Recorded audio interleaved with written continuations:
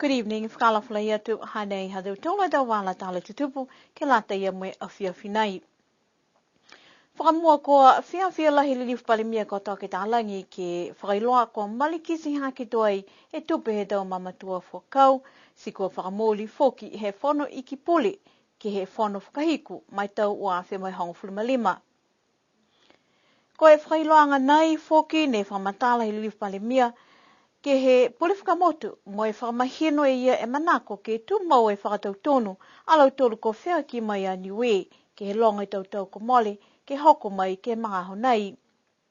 Ko e tupe he tau mamatua whakau kua tu mau ke malikisi hake ki lunga si kua whakailoa ai ke whai tupe ko e lima seu mo e ua furu e tāla ka lafi ki lunga he tahe tau e tau tupe kua maua ke he mga honai.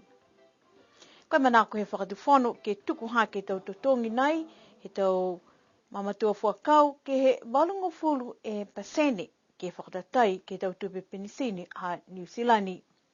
Koe tau tupe he mga honai, kua malikisi hake alo tolu onongo fulu e tau ke he onongo fulu mahiwa ke he walu e awhi walu seo mai whango fulu, he ha tahai tau, ko alo tolu whitungo fulu e tau ke whitungo fulu mahiwa, malikisi hake ke he tahai awhi tahai seo he tahai tau, mai taha foki e beweheanga ka malikisi hake ke he hiwa e awhi tolu seo mai onongo fulu. Lahi e whiawhia halau tolu e tau mamatua a kua maua e whakailoanga nei ta hoko e Kirisimasi. Honourable Premier Toke Talangi is very pleased to see the increase to the pension approved by Cabinet at its final meeting for 2015. The Premier announced the increase in pensions in his flag-raising speech during the October Constitution celebrations, and he emphasized it is important to acknowledge those who are instrumental in forging the way for Niue. Pensions have gradually increased over the last few years, and this latest increase is an extra $520 per year added to the current pension. This increase also continues the desire of the government of Niue to increase the pension to 80% of New Zealand pension rates. The new increase for the 60 to 69 pensioners is $8,840 per year. The next bracket, 70 to 79, they increase to $9,100 per year, and the last category increased to $9,360 per year. A welcoming news for pensioners around the island heading off to Christmas. Koe tau numela ke lata mo i te tōanga numela tangata o whenonga ke he mai mai motu molo tolu ko whenonga mai ki Niue, ke he kuata ke tolua ke tau wawhe mai hongo fulumalima, ko kisia e tumau ke tokolonga, alau tolu e tau tangata ahiahi, mo kisia foki kua tokolonga e numela, alau tolu kua o ke he mai mo Niue. Ono foki ke he tau mahina ni tolu hei ulai ke Sepetema, ko hongo fulumatahe e numela, ke alau tolu e tau tangata no nofu motu, no nofu mau i Niue kua ofkausi mai mai motu. Kai pihe mai e whahinga hoa, ko e whalo tau numela, ko te tō alau tolu, ne o mai mai ngā hoa ke motu, sililiwa tu ke alau tolu a tau motu no nofu mau ki ai. Pese ia ko toko lunga i numela ia, ka kua kisia toko ono alau tolu e tau tangata ahiahi, kua hohoko mai ke motu mai whiwhili ke no nofu tūmau i Niue. Ko e whakakatoa-toanga ke tau numela o whenonga ke he mai i Niue ke lata mai kuata, kamata ia iulai ke mahina ha Sepetema, ko e tolu e awhi whitu seo mai ua fuluma whitu. Mai kolo tolu ne tuk whenonga ke he mo Niue, ko e tolu e awhi tolu seo mai tolu fuluma ono, ki sia ko e ono fuluma wha e whekehekehea ki he tau numela tukulunga, ko o ke he mai he motu. Mai he tau numela nei, tumau e numela pukitangata ahiahi ke tukulunga, o e awhi wale seo mai ua fuluma tolu, mo e tō, ko e tolu e seo himonga fuluma ua e tangata Niue, ko ahiahi mai ke motu. Toko ua e awhi whai seo tolu fuluma taha e tau tangata motu kehe ko ahiahi mai, mo e whai seo limonga fuluma taha e tau tangata no nofu motu ko liliu mai ki Niue. Ko e numela halau tolu kua tuku whenonga kehe mai Niue, ko e ua e awhi walu seo mai himonga fuluma lima, alau tolu ko liliu atu ke he halau tolu tau motu no nofu mau, mai whae seo whaang furumataha. E tau tangata no nofo tumau iniwe kua tuku whenonga kehe mai moi motu ti hong furumataha i alo tolu kua tuku whenonga tu whakausi mai mo niwe. Ke tau tupe whakamole i alo tolu kua ahi mai, koe tangata niwe kua ahi mai moi Ebalesi he tupe ko whakamole koe ua seo ua furumatolu poini ua, ka koe te kolunga lahi e tupe whakamole alo tolu e tau tangata kehe kua ahi mai ki niwe koe ue awhi ue seo hiwang furumahiwa poini ono. Koe tau whaholanga haniwe ke ta ofi e uta keheanga he unga kehe mai ke he tau motu i whafo kua malikisi ki mua e whahe tapunei ha kua whai ofisa ngā hua mai he whahe ngā whanua toa kau mai fusika ko James Tafatu ko whinatu mai ngā hua mai matakau ha New Zealand ke he malewa kaleli o kalana ke siwi e tau puha koloa he tau tangata whenonga ki New Zealand mai whalu motu foki ke lata moi unga. Koe tau mata whakatu whanu ko whakamoli he whanu i ki puli hani we ke nā kai mai ke e uta ki heanga he tau unga ki whāwho i ni we. Moe kua whakangahua, moe sibi o si e tau koloa ke malewa kaleli ni we tō tātu ki he kaleli e New Zealand. Koe tau hokotaki mai he whahenga hua kua lango e whakaholanga ki tau unga ki ai ke he numela unga whai uta ki he mai ni we kua fuafua ke he walu ke hongofulu e awhi. Kua uta kehe mai he tau, si kua kisia he whainga hoe mahuinga ke tauwhi e uta kehe anga he tau unga mai niwe ke mai ke he numela unga ke malikisi haki ki lunga. Koe tau whakaholanga ke lata mai whakamalolo he tau mata whakatu whano ke uta kehe anga he unga kua ngahua uloa e tau ofisa i niwe mo New Zealand. Pehe e menesa he matakau Compliance Operations in Ministry of Primary Industries ko Gary Orr. Nahi e ngā hua halau tolu, mo e whainga ua whanua toa kau mo e fusi i ka haniwe, puhala tu he whakaholoanga Pacific Fisheries Management and Development Program. Ke langmata i atu ke he ngā hua nei haniwe, ha koe manako ke whakamalolo e poke numela he tau unga ke lata ia moi motu. Kua haha i ai whalo tau manatu mai he takita ki amna whainga hua taonga niwe, hanga o ia ke amamna ki anga he Officer Commissioner Tokolunga New Zealand ki niwe ke kumi si whakamailonga e tau tuanga mau halau tolu ne uatu ke whilakuta ki whakamua he lalulangi. Laulahi e tau manatu ha moira e tama kua whalawhala ia ke TV niwe mo e whai amamna ki anga ke whakawhetonua ki e tau matakau to whai lakaanga tu foki hanga o ia ke tau mena penei. Ha koe tau mena mahuinga ia ke motu.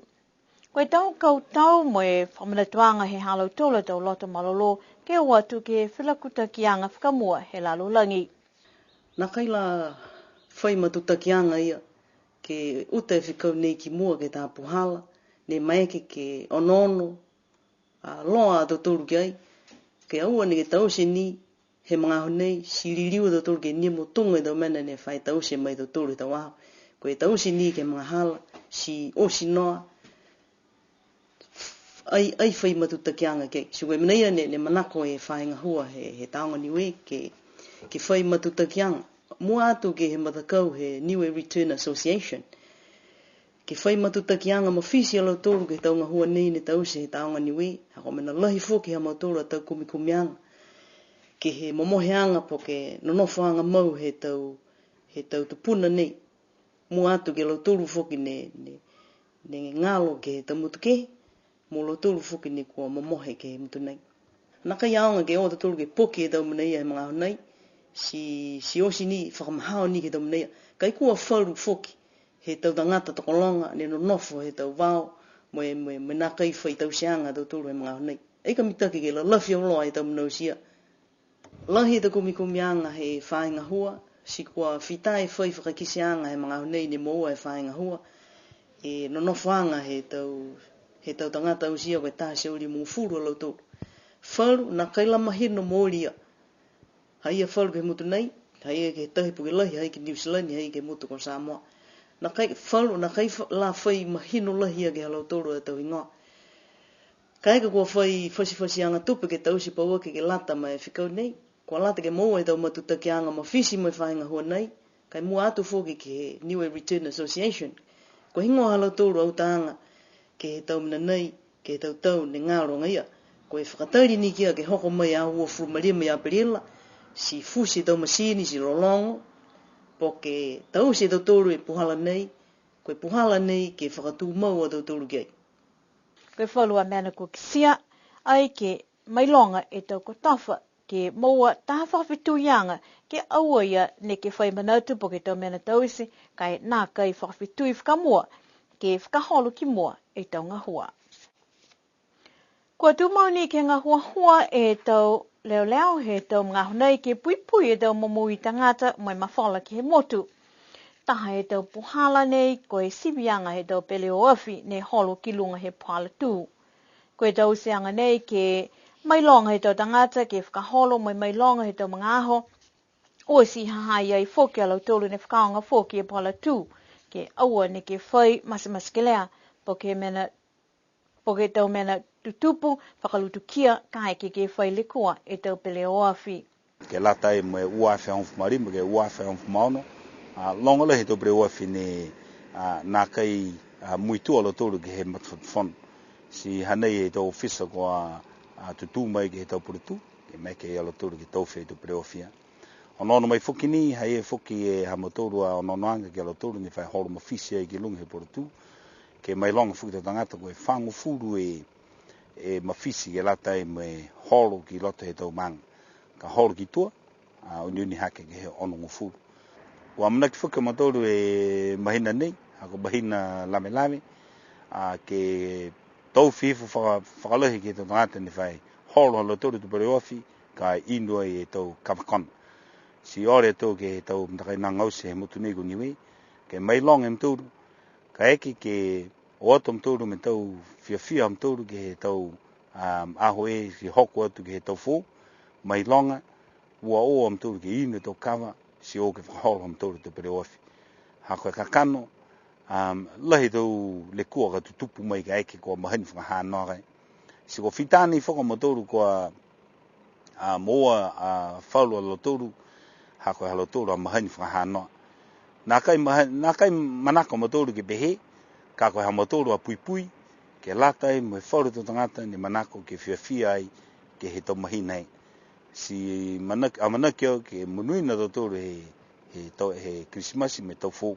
Mai i olo tolu ne tau whi he tau leo he sibianga he whahi tapu kua mole, tolonga ni kisia kua naka i whai tohi whakatanga ki holo ki lunga he pala tū.